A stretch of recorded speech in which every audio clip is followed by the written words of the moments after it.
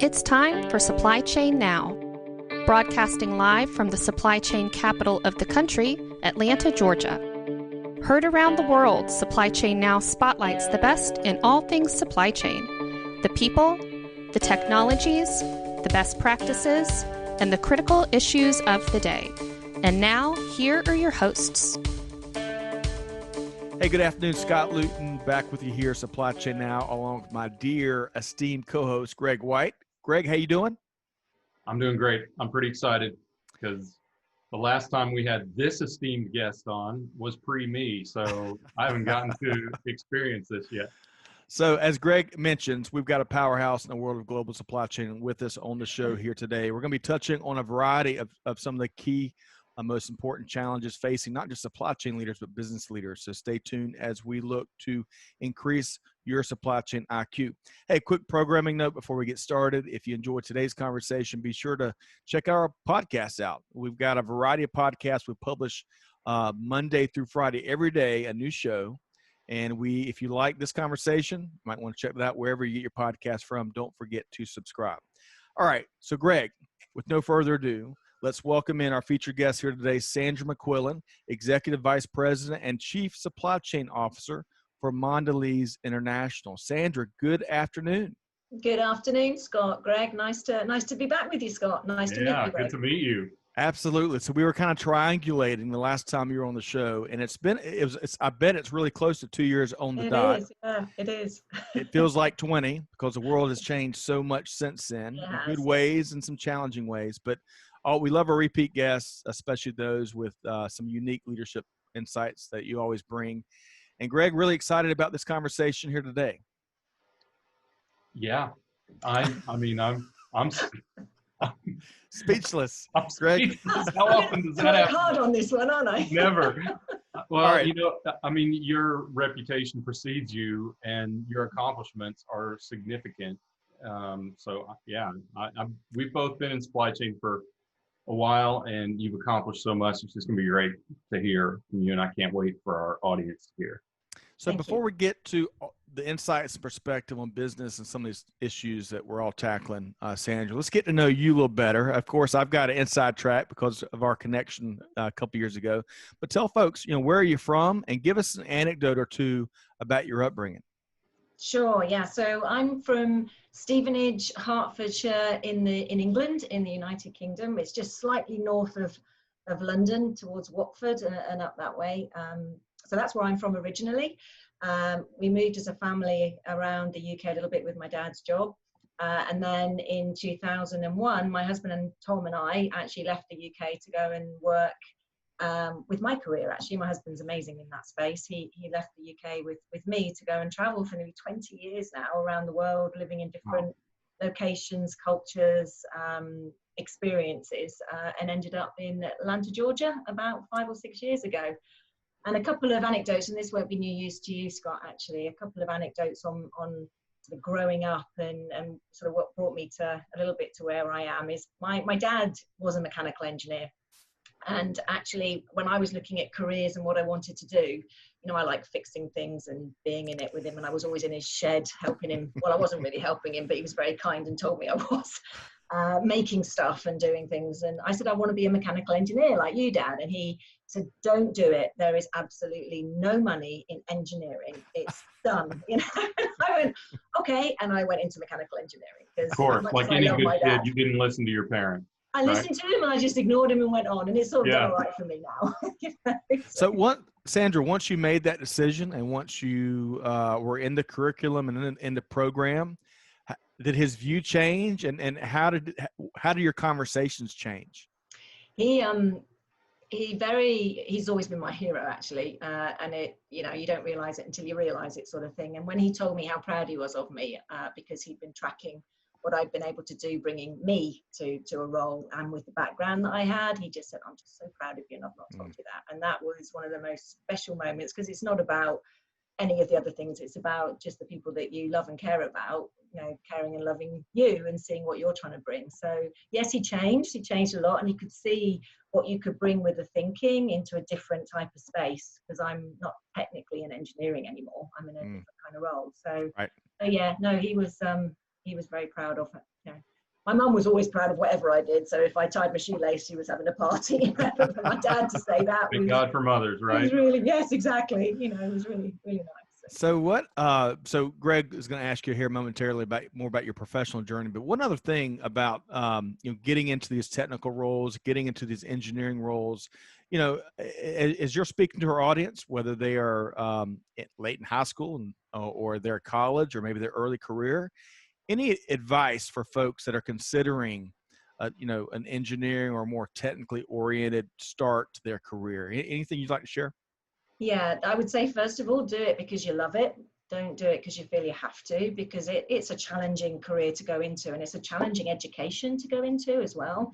And if you do love it and you go into it, my goodness, the thinking capability that it gives you around being able to explore and be curious about things and then translate them into doing something is just massive. So the critical thinking, the curiosity, the exploration, and then bringing all that together by working with people really has been what I've loved about being an engineer, and Yeah. you can still bring all of you with you, but you bring it with a different type of educational thinking that you've learned over the years. So I wouldn't have done anything else now. Love Yeah, that. It really gives I you, was lucky. Actually, really isn't after all these years. But, yeah. it gives you a leg up when it comes to problem solving and looking at does. data and the technical side, of course, of some of the challenges that we have, regardless of what level of leadership you play on. All right, so Greg, let's talk that professional journey with Sandra. Let's do that. I've always believed that that engineers are almost born that way. I wonder, this is a question that I've used as a litmus test in the past. Did you disassemble your toys or family's possessions as a kid to see how they work? Hell yeah. And I I'm don't follow telling you, instructions because I think I know better. the kids with the clean rooms are accountants. The kids who disassemble their Yeah. toys, they're engineers. I mean, I think it's almost that simple to define and understand someone's gifts and then encourage them into a potential career path. At least have them get a look at it, right? No, I agree. I really agree with that. Although I also, yes, and I also think that you don't have to just have that mindset. I think one of the things that I would encourage, to your point about how would you encourage people today if they're thinking about it, there's the IQ and there's the EQ piece as well. So if you go down this road and you want to go through engineering, in making something happen, you need to be able to connect with the people too. So I think there's that good balance in that space. Patience is a virtue, particularly for engineers when dealing with the weaker among us. So it's not weaker, it's just diversity, Greg. I guess I feel weaker with most engineers. So. We should make a quick theatrical note there to our listeners that may not have seen Greg kind of point at himself as the weaker of us. So I'll put myself in that boat too, Greg. So it's you and me. Yeah, no doubt. So Sandra, tell us how you got from disassembling your toys through your career to where you are today. Yeah, well, clearly the engineering piece helped a bit. I spent some time I joined as a graduate in the oil industry. So I worked for Exxon on their graduate, I don't know if it translates in the US, but you joined and you had a 3 or 4 year program where you learned all about the business. And then I was very lucky to get a call from Mars, M&M Mars over here, Right. but it was back in the UK, to actually go and work for them as a shift manager. So I started as a shift manager making Snickers and making Mars bars and balancing that with going to the gym. Yeah, I went to the gym. That is the greatest job ever. Well, not so much at 4 o'clock in the morning when you're on shift, because then you're hungry. Yeah. And it's they're lovely and, Yeah. So I did that, and I had nearly 21 years in the wonderful world of Mars, doing a variety of jobs from shift manager all the way through to running the global business for pet care. Worked in different chocolate, in food, in drinks, and towards the end in pet care. Lived in 5 different countries, went to the Czech Republic, Russia, Middle East, Belgium, and obviously in the UK as well. So we moved around quite a bit as a family. Any favorite there? Sorry? Any favorites? Any of those areas? The Czech Republic is incredibly special to me because I actually got told I couldn't have children, and I fell pregnant with Jack in the Czech Republic, and we had him in the Czech Republic. So that was magic. That will always be, and it's a magical place. If you haven't been, go to Prague. It's a magical Yes, place. I was going to ask, were you in Prague? I assume, yeah. We were, yeah, just outside. I was running Beautiful the sugar city. factory. Yeah, but just be careful which seats you sit on, because look what happened to me. You know, clearly there's something in the air there. Clearly, yeah. And then so I spent nearly 21 years in Mars, wasn't planning to leave, and then got a call from Kimberly-Clark, who wanted someone to come and join them to start their supply chain. When I last spoke to Scott, we were in year 3 of our journey on creating the supply chain for Kimberly-Clark. And I spent an amazing nearly 4.5 years building a team and creating a consumer-centric supply chain for KC, which was a wonderful experience. I mean, how many people get to do that at that sort of stage in your careers, is to create something and build something to show people the power of supply chain, really, in a business. And after about 4 years, I was so lucky to get a call from Mondelez and Dirk, our CEO, to Back to see Candy. if I would come and, sorry? Back to Candy. Back to Candy, yeah, back to Candy, to see if I would come and join him and his team to look at the next evolution of what Mondelez was going to bring in snacking made right, you know, empowering people to snack right, and what we could do in supply chain to put the consumer at the center of what we do there. So it was, again, too good an opportunity to say no to, and I ended up in Mondelez in a year ago, and I don't know where that year's gone. So maybe I want to explore your career just a little bit more, but maybe because Mondelez is not a U.S. company, share a few of your brands that folks will. Oh, yeah. Oreo is a massive brand for us. I mean, everywhere, everywhere. Cadbury Dairy Milk would be another global brand that we have. We have local brands as well. Part of what we do is we're local, but not only. So we have the global power brands of Cadbury, of Oreo, of Trident, of Ritz crackers. Those would be a few.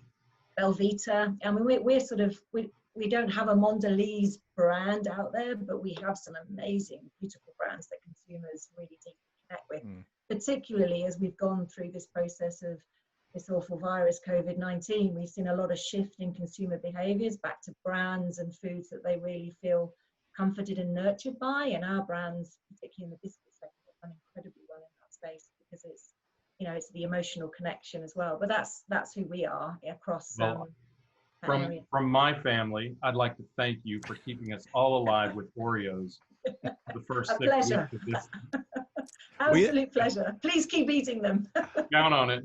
So you mentioned, and I know, Greg, you've got one more question around your journey, but real quick, you mentioned that sense of community for such a large international organization like Mondelez. You know, we were leading for quite some time. For several years, we'd take teams in the elementary schools to talk supply chain 101 with 3rd, 4th, and 5th graders. And we had several folks through the years that came from the Mondelez team to volunteer their time. So clearly beyond the product side and probably localized, you know, ingredients as you can, but investing in these communities seems to be important for the Mondelez International team. Yeah, hugely important. We're a very family's probably not the right word, but a very caring organization, and the values of do it right, you know, making sure that we're empowering people, making sure we're acting responsibly, and really valuing our consumers and our customers, and and we are all consumers and customers anyway, but really building those relationships internally and externally are massively important to us. And we, you know, personally, from a supply chain point of view, I've always done that kind of thing, because I think the more people know what supply chain is really about and how brilliant we can be in enabling a business to grow and deliver what shareholders value if it's public, that the more talent we get into the supply chain, because it isn't just about making things, it's about the whole system from finding the right supplier through to the consumer on the shelf. It's magical, really, when you think about what we do. Yeah, agreed.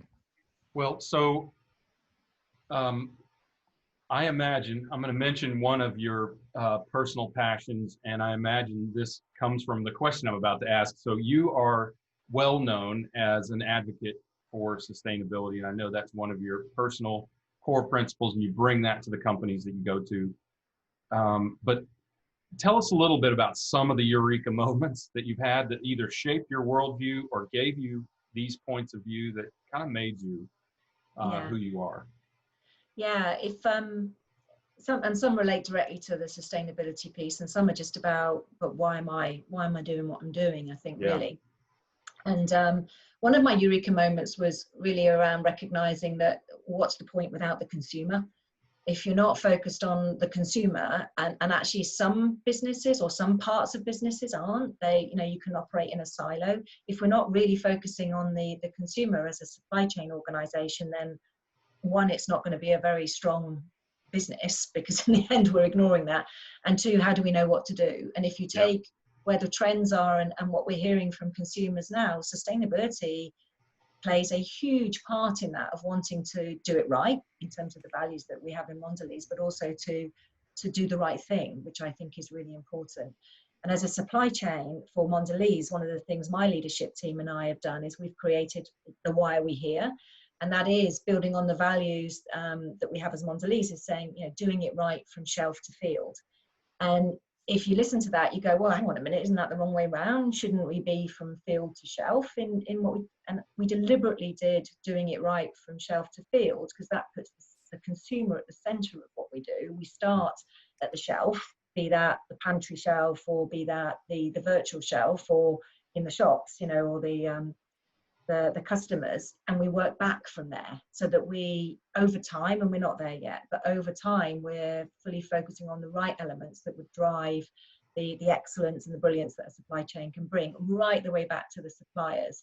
And if you look at that through the lens of sustainability, through food safety, through quality, through safety of our people, those are the non-negotiables for me that have to play in that part for us to do what the consumer wants and what we need to do as a business anyway.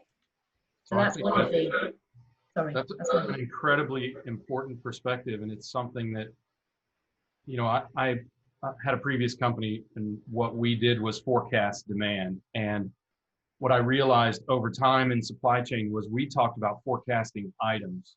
Like an item, like a box of Oreos could decide to jump in my basket. And what I realized was that we weren't forecasting items at all. We were forecasting items as a surrogate for what the consumer will do. And then you realize you need to forecast the consumer. Then you realize that the consumer is, as you just said, the beginning and the end of the supply chain.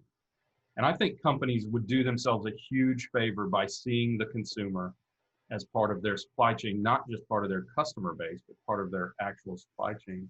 So that's a revolutionary idea, and one that I think still needs promotion throughout a supply chain. It's great to hear you say that. I would have expected that, I guess, but nonetheless, it's great for me to hear you say that. So anything else? So, I mean, is there anything else that jumped out at you that, kind of made you, shaped you? Yeah, the other thing is, and we're talking about it a lot in my team and in Mondelez, is embrace the reds. Don't run away from things being broken.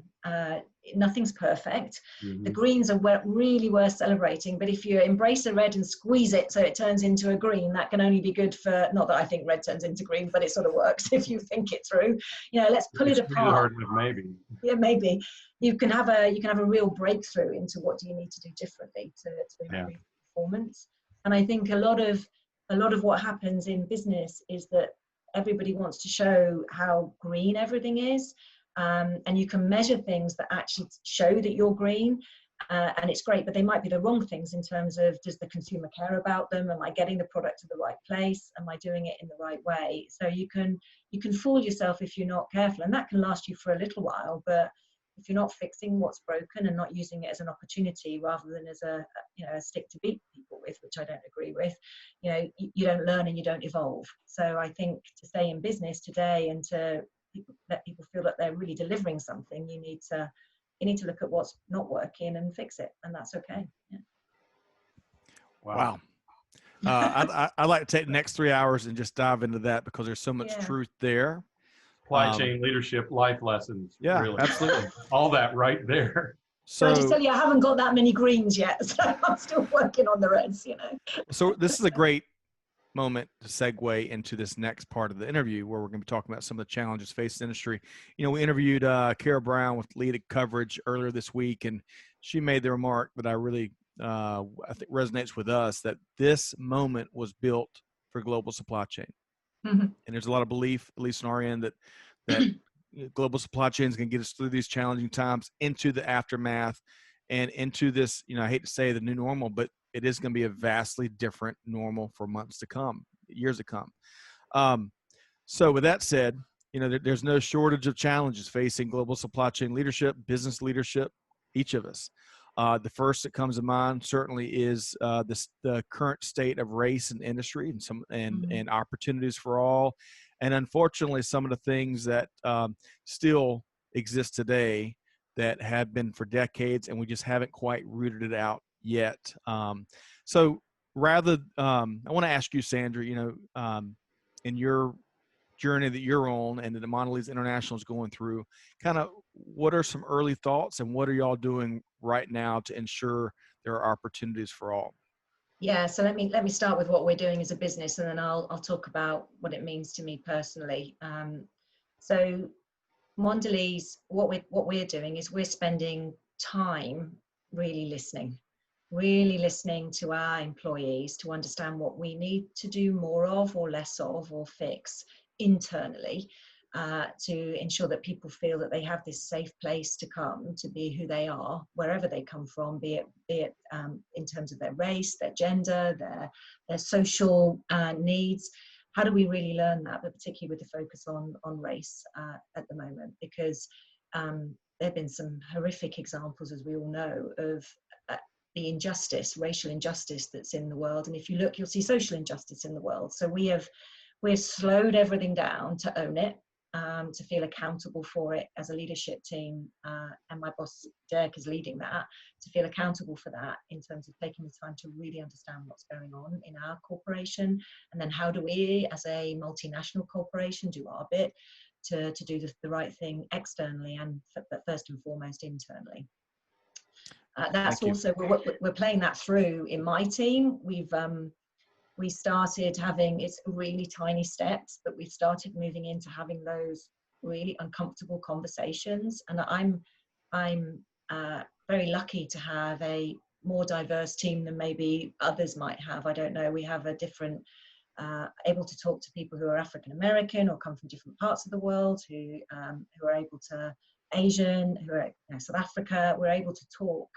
Latin America, I mean, you talk about it, diversity is everywhere, right. But we've started to take really small steps in just calling out, this is what's happening in the world, how do we feel about it, and what do we need to do differently? And the example starts at the top with our leadership on what we need to do. So some really deep and meaningful conversations that are just kicking us into that really uncomfortable space of talking about what's really happening and how our members, our team members, our friends are being affected by that.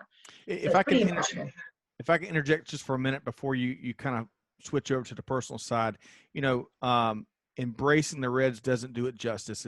It's not a business metric. It's a brokenness. It's a huge challenge. It's an injustice, as you put it. But still, that mindset, that's what stuck me as you were sharing that earlier. Because if you don't own it and acknowledge it, you certainly can't even get to moving the needle to driving and doing what needs to happen. So yeah. I appreciate how this it kind of comes together for me. And I thought that needed to be said, certainly, because that is it's a powerful mantra that's part of your culture there, that embracing the red. Yeah. And that's very red. So we need to find a way to make that safe for people. Right. And for me personally, I love that I live in Atlanta. I suspect you guys feel the same to a certain extent, actually, because I live at the home of the civil rights movement for the US, and I am so proud of that. Mm-hmm. And I am personally so upset about what's happening in the world. So how can I channel that? I've been wrestling with how do I channel that into doing something about it rather than, lamenting what's happened. And I've been looking at, I think most of us, or all of us, or whatever the right terminology is, but we all consider ourselves to be against racism. And I'm looking at and working with some of my team who have been incredibly generous with helping me understand it. what does anti-racist really mean? What do you have to do to be an ally for people, to actually create that space as a leader, as a friend, as a parent, whatever, where you are creating an environment where it's an anti-racist environment. People step into saying, no, that's not acceptable, or yes, that is, and thank you for saying it. And you're not protecting, you're just calling out what's right and what's wrong. And I think if we can go from the anti-racism to being, if we can go from being against racism to being anti-racist, gosh, we'll have fixed many things that actually.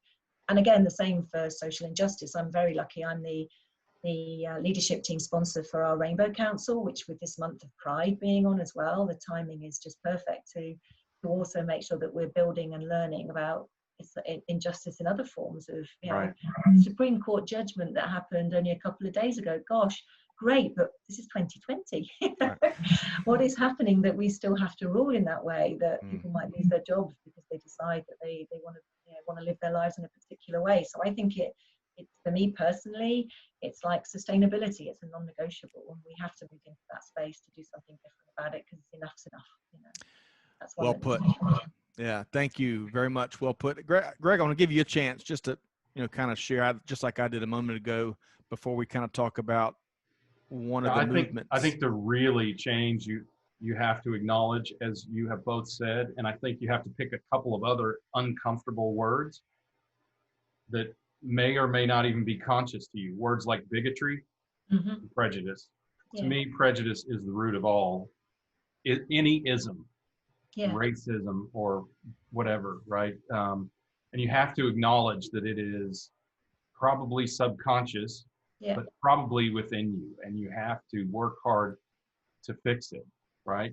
I mean, it doesn't matter who you're talking about if you're judging them before you meet them, or you're judging them because of where they come from or what they look like or how they live their life. That is something you've got to fix personally. And to me, that is a core foundational principle that gets us to anti-racism, to eliminating all of that, right? Sometimes it's very, very subtle things. So it's it that can be overt or covert, right? It's the unconscious bias, and then becoming conscious of your bias and not being afraid of it, facing into it, and then changing it. I think that takes courage for everyone to just go, gosh, I'm not as good as I thought I was, and look at what I thought. But if you don't recognize it, you won't change it. So well put. I think you're spot on. Yeah. Well put. Okay.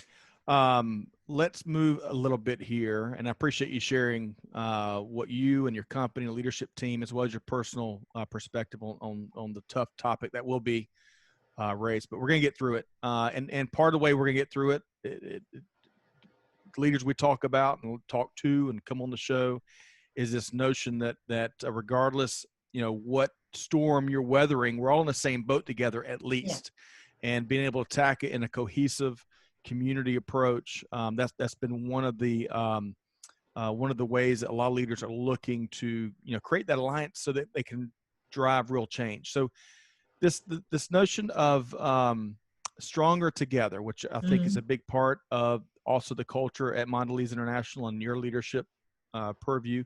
Speak to that a bit, if you would. Yeah, that's really come into its own, this hashtag Stronger Together, along with Team Mondelez. We sort of use them to get together a lot, actually. And that's really come into its own with the real huge difficulties everybody's had with COVID-19. We use this as a mantra: if we have to work together to be able to overcome those kind of obstacles. And if we try and do it individually, then your supply chain won't work, because it's not a chain anymore. It's an individual set of people trying their best, but you're not going to get the best and the brilliance out of it. And we need to be stronger together with our consumers to understand what they want, back to this changing behavior in our consumer. If we weren't connecting with them and understanding, we'd be missing the business role that we have to be able to supply through really hard times to the consumers and the customers that want it. So we've lined it up from our sales force right the way back to our suppliers. And actually, I've connected with all of our key suppliers, talking about how we really value what they're doing for us, and we really need what they're doing, and what can we do to help. Because if you think of some of the areas that we operate in. We operate everywhere in the world, and you think of some of the lockdowns that have happened, the government responses that have happened. We've been pulling everything stronger together. How do we approach that in Malaysia or Indonesia or in the US or in Latin America? How do we go as one group to be stronger together to get through it? And we're using that, and we will continue to use that, because we only win if we work together. On the race, on the social, any of this doesn't get fixed if you don't work together on it. And the same goes for the kind of responses of keeping our business running, so that we can do what we're meant to do. I love it, because the supply chain, for me, for years we've looked at the supply chain, and I define it as procurement, manufacturing, logistics, quality, safety, sustainability, those areas, and engineering.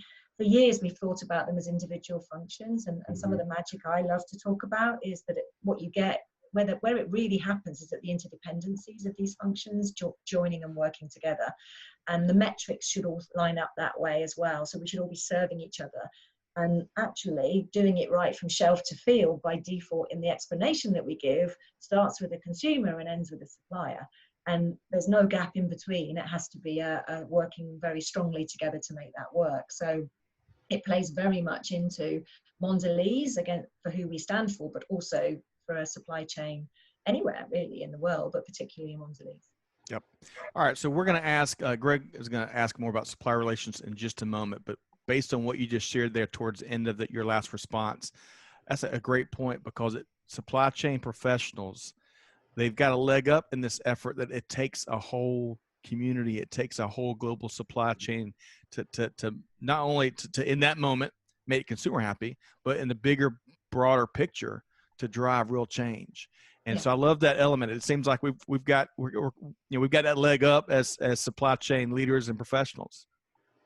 I agree. I think we're actually shining.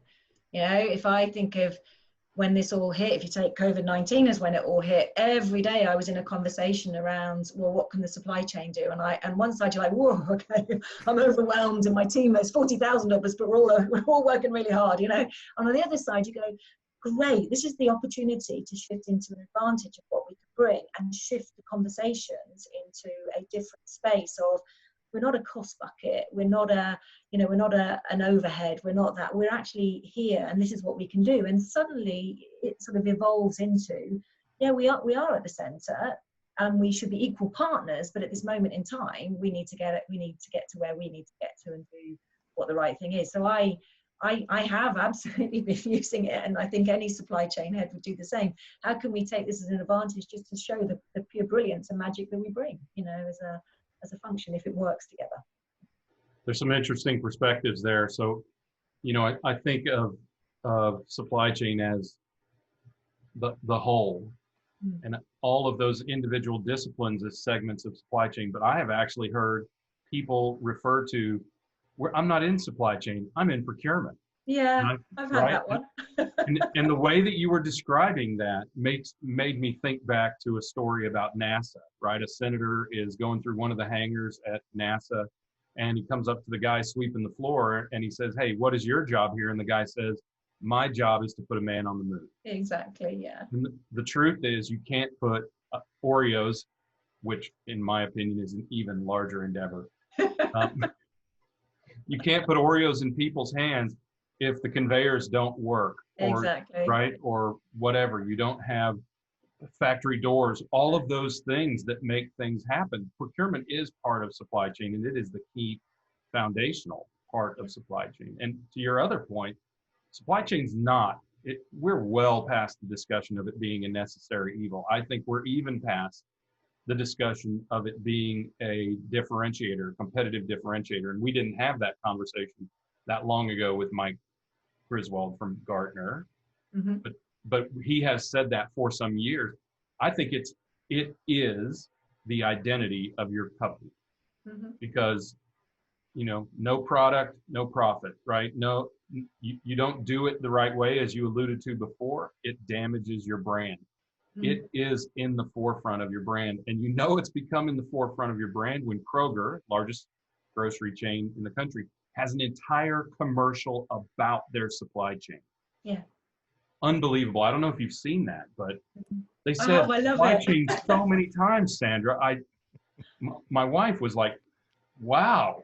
Yeah, yeah, it is so important, and I think it's also very important that we understand what the roles of the brands are and what they mean to our consumers, because the brands have the identity, and then we can you can do the right thing by them as well, because I think this is where the IQ and the EQ come together for businesses, is with that connection. So yeah, I would also, to your question earlier, what would you say to people? I'd say, if you're working in business, connect with what that business really is about and the values and the depth. I went to Mondelez for a couple of reasons. One, I wanted to work for Dirk in the MLT, but I went because the values of Mondelez met with my values, and what we were trying to do around this empowering people to snack right, giving them a choice by putting the right products on the shelves for them to choose how they could mindfully snack rather than not mindfully snack, or whatever the opposite of that is. That for me is that we're doing something really valuable. So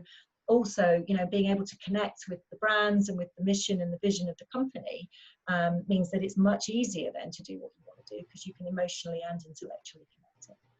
Well, so to accomplish what you want to do, you've got to have everyone engaged, and you talked about that a little bit earlier. So tell us a little bit about your global supply chain, how you're engaging upstream and downstream vendors, suppliers, distributors, retailers, even consumers. Tell us a little bit about your supplier engagement initiative and how. So we only started our journey in Mondelez in the leadership team probably September of last year, actually. So we're still early in it. But what we're doing is we are declaring what we're here for. So why are we here? What are we going to do, and how are we going to do it? So we've set out this, doing it right from shelf to field, which then sparks a conversation in itself, because they go, well, hang on, shouldn't it be field to shelf? No, it should be shelf to field, and then you can say, you fit, supplier, you fit into this space, and we really need you to be part of it. We want your innovation, we want your thinking, we want your strategic partnership to be able to do what we believe we need to do in that space. The customers, we're starting that journey a bit more, and that we do that through we have a matrix organization, and we talk about being local but not only. So of course the business is run locally, regionally, and we have supply chain people in all of those places that they're engaging then through that lens on what do the consumers need in France versus India versus wherever we are in the world. So you can get the local but not only, and you can start that conversation there as saying, and this is what we want to do. We want to do it right for you from shelf to field. So it's actually something that works really well.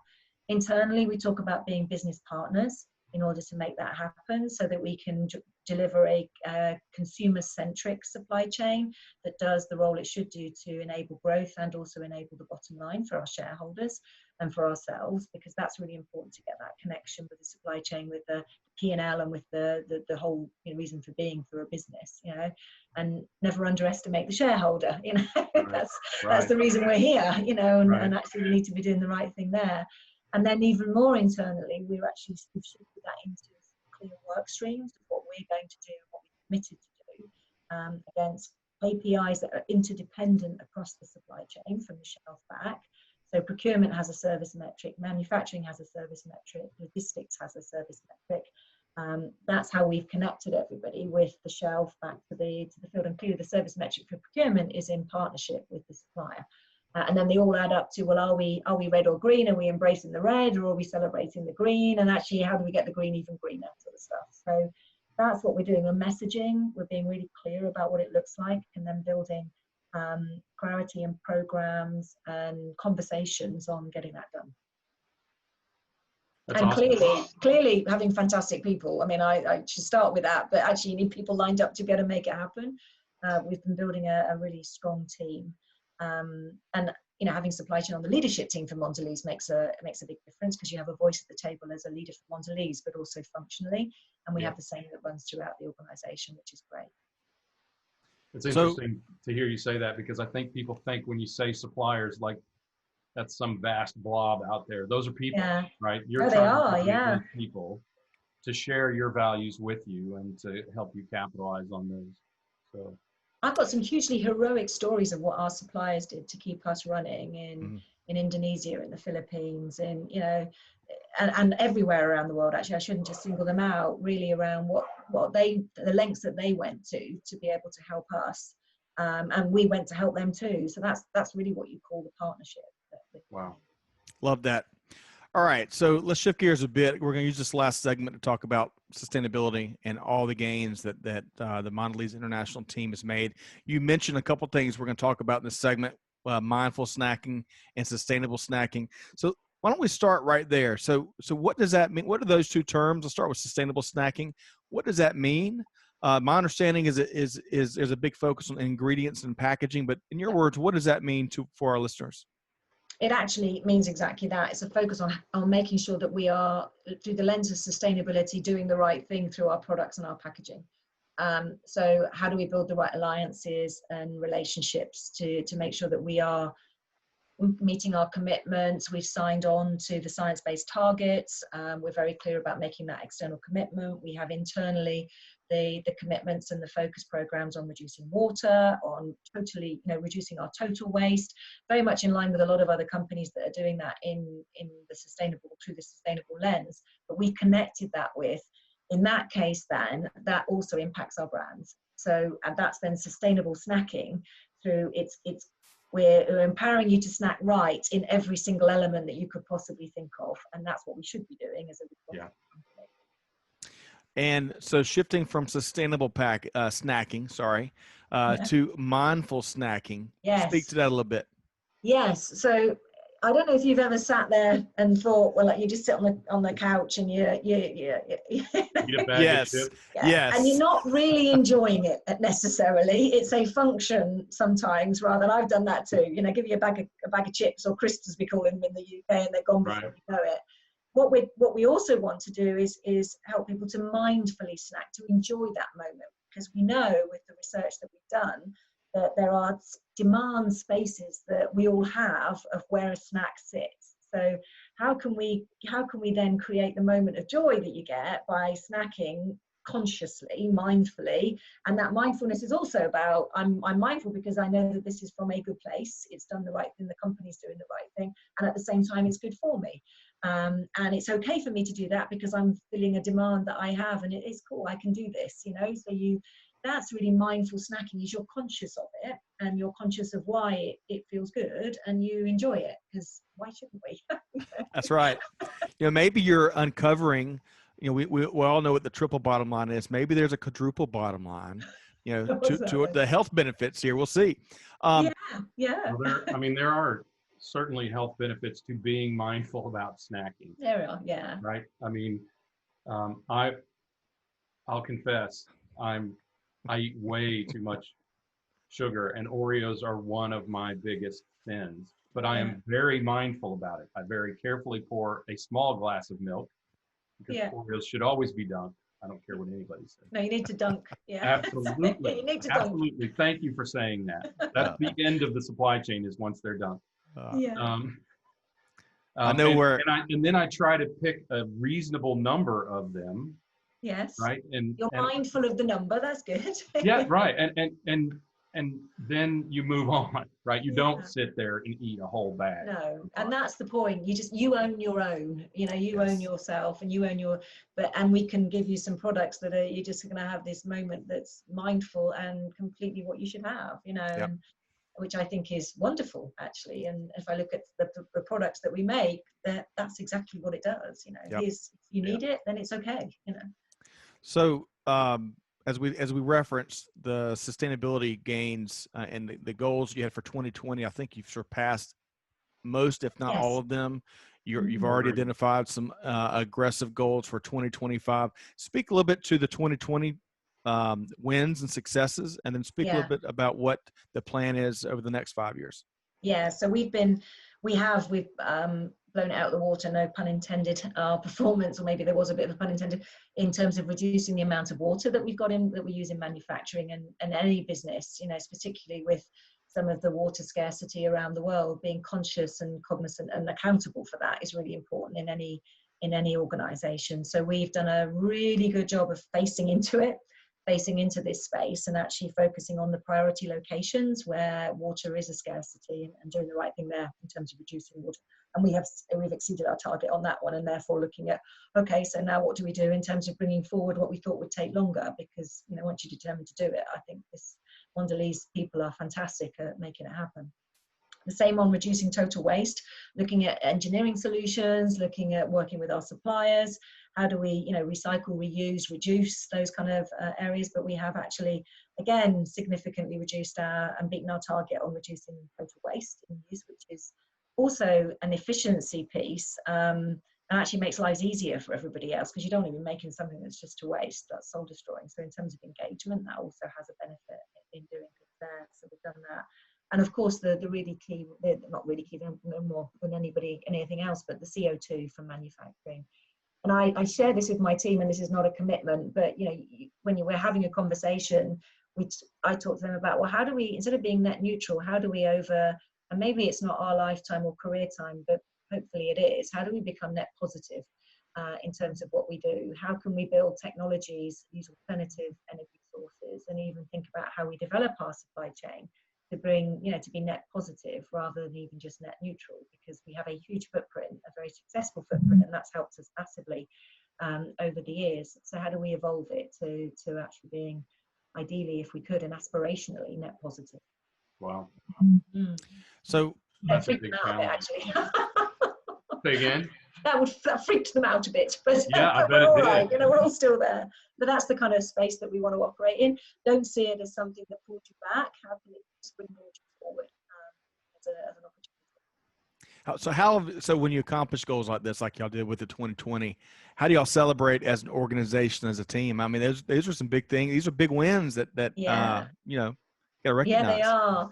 So we have so Kevin, who heads up the HSE organization, he reports into me for us globally. He runs this fantastic program where we recognize, it's a competition, of course, because all companies, you know, that are doing this kind of stuff, is a competition to recognize the best of the best. And at the end of each year, in the first quarter actually of the following year, we actually have a celebration and an award giving of all of the really fantastic projects that have made a significant difference in this area on sustainability and also safety and the other non-negotiables that we have.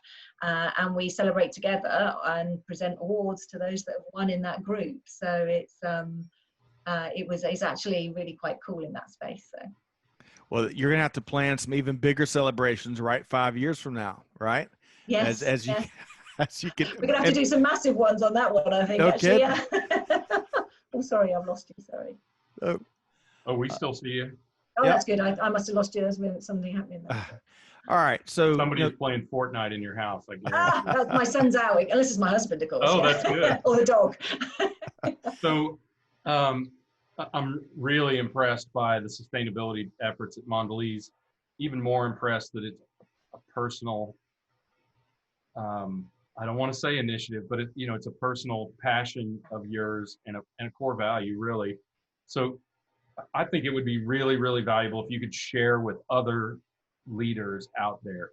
How do you get started? How do you catalyze your sustainability efforts? I think it's a really, really, really interesting way of looking at how do you start, because I'm not sure it's starting, because I think it's already happened in terms of where the world's moving to. At the same time, finding a group of people who have the same type of belief that it's the right thing to do is really important. If you bring it into a company and the company isn't in that space, or is talking with less sincerity than is really needed to make a difference, it's going to be very frustrating. And I've been incredibly fortunate with the 3 companies that I've worked for significant periods of time that sustain it. I chose to go there because I knew, well, Mars is different because I joined very young, but we've private, it's a family-run business that's always been in that space. But part of my decision to go and work for Kimberly-Clark and for Mondelez is it sits with my values. So I think if you're really passionate about something, again, you have to find a space that there is to be able to move into that, to make it happen. and then be clear about, and that's why we've made it a non-negotiable in Mondelez for our supply chain. This is not up for negotiation. We need to do this because, and we can be very nice about how we tell you, but if you want, it's not a negotiation here, we have to do it. It's like food safety. It's like Profit.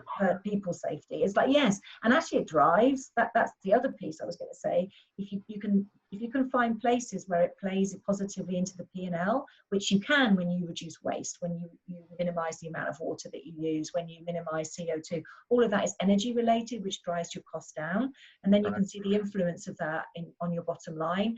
And as you build your consciousness up about your brands, and your consumers understand more of it, you connect the snacking made right, that actually you can connect that with the commercial side of your business as well, and that becomes really important for the consumer who's looking more and more at that. Which is really, it's a really cool way to be able to play it. Then it's not an obstacle. It's this enabler that you can turn it into. That's the way I tend to look at most things. If we think about them as obstacles, we sort of move away from them. If you think about them as exciting enablers, then gosh, isn't that better? Yeah, one of our favorite friends, and I'm not sure he coined this phrase, but said, "Don't admire the problem." No, step into it, sort it. Right. Embrace that red. Yeah, seriously. Exactly. This is such a tough problem. This is such a tough problem. That type of mindset and thinking is not going to get you anywhere. So I love the sentiment you're sharing here, Sandra.